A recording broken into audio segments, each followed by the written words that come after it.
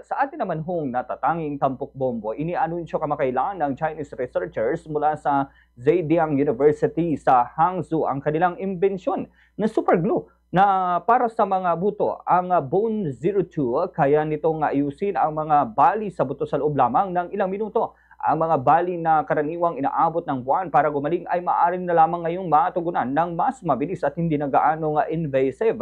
Ayon kay Li Xianfeng, isang orthopedic surgeon, ang Bone 02 ay nagdidikit ng mga nabaling bahagi ng buto sa loob lamang ng 3 minuto. Matagumpay na itong nasubukan sa maliit na mahigit 150 trial cases.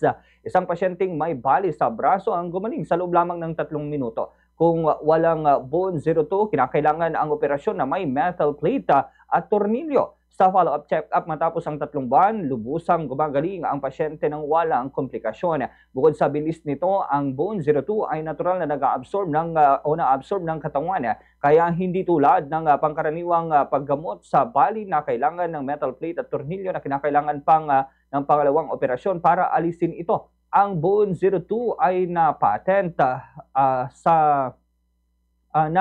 loob at labas ng China. Gayunpaman, kinakailangan pa ng mas maraming clinical trials upang lubusang kumpirmahin ang kaligtasan at bisa naman ito.